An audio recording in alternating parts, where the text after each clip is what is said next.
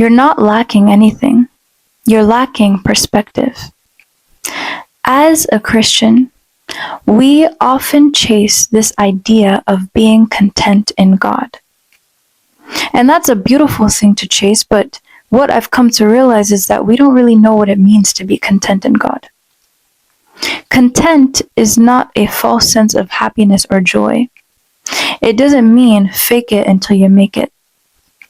It doesn't mean, regardless of your situations and the pain that you're going through, just smile and be content. In my meditations and in searching through scripture, what I have found being content in God truly means is living in the now while counting your blessings in the past and being prudent for the future.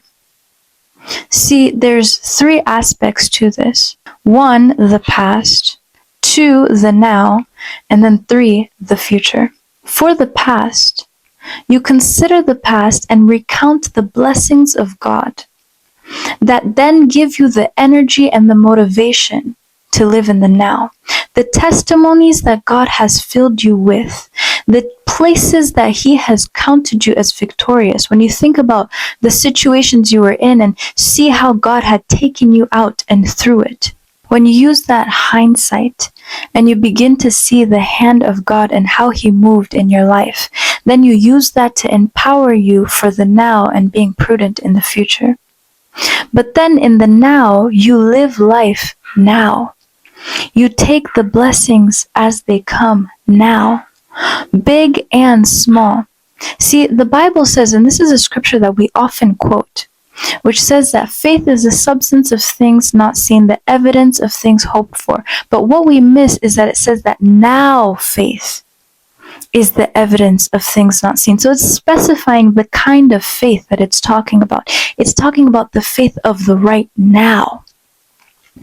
That means that we are living in the right now. There is the present. That in that place there are blessings and the hand of God.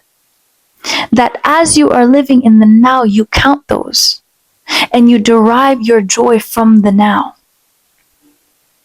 And then all while being prudent for the future. Now, being prudent, I use that word specifically. It means being wise for the future. It doesn't mean discounting the future because you're living in the now, like this day and age culture where we say just live for the right now and don't think about anything that's happening in the future. No, you live being prudent for the future, but enjoying the right now. See, God lives outside of time. So that means that He's living in the continuous now. There isn't the past, there isn't the present, there's the continuous now, here and now. So when we understand and fix our mind in this living in the now, we begin to tap into the internal mindset of God. I'm just going to enjoy, for example, this piece of cake right now because it's in front of me right now. I'm going to derive my joy from it right now while still being prudent for the future. And now, okay, let me just revise that. If I say now being prudent for the future, maybe you don't want a piece of cake because you know in the future, hey, my jeans won't fit the same if I just keep enjoying pieces of cake. So now let me switch it up to enjoying a bowl of fruits. Being prudent for the future, but genuinely enjoying my right now. And now to take it into the context of God. There's a walk and a journey that you are actively on right now that has these 3 in it. The past, the present, the now, and the future. When you think about the past, consider where God has taken you and see His hand in the past. And that influences the way that you see the now and enjoy the right now. While being prudent for what will come, but continuing to be in the now. And to me, that ends up being the secret recipe for being content in God. Because I'm content with what I have. right now.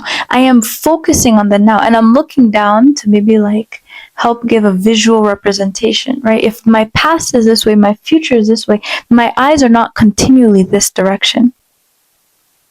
I'm being prudent for it, yes, but also in understanding, as the Bible says, though a man may plan, it is the responsibility of a man to plan, but it is the Lord that orders your steps. So as I can be prudent for the future, I've got to know that the outcome is actually in God's hand. I can't control the outcome. I can just be prudent for it now.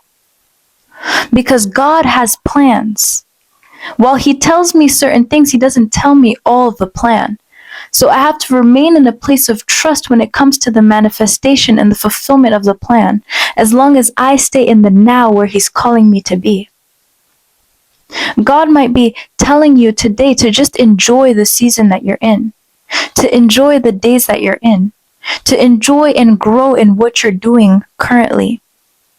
Be prudent for the future, knowing that I have your future in my hands, and that you are working and building for something in the future, but find the peace and the contentment to know that you are in the now. Don't live life only minded of the future or only thinking about the past. And when you think about the past, what you should think about is seeing my hand, seeing the triumphs, the victory, because that empowers you for the now. It gives you a mind to be able to live in the right now. So I hope that this was not too philosophical with all this now, future, past, present, blah, blah, blah, blah, and that you got the point. The point is to live in the now and enjoy the blessings of the now. And that's where contentness in God comes from. It's not from false happiness and false joy. If you truly look at the blessings that you have right now and have your mind set on them, you will start to enter into this place of being content because you are being satisfied with what you have right now. The crux of being content is about satisfaction. So if you set your mind to being satisfied of what is in the present right now, you will enter into that place of being content in God. I just wanted to encourage somebody today to begin to live in the now. And from there, you will begin to find the contentness that God has for you, the rest that He's calling you to be in, as you're walking and you're journeying in your walk with Christ. If you like this video, please make sure to like, comment, and subscribe, and share it with everybody, everywhere, so that this messages can be spread. I love you. Know that God loves you more and that you are highly, highly, highly blessed. Stay blessed.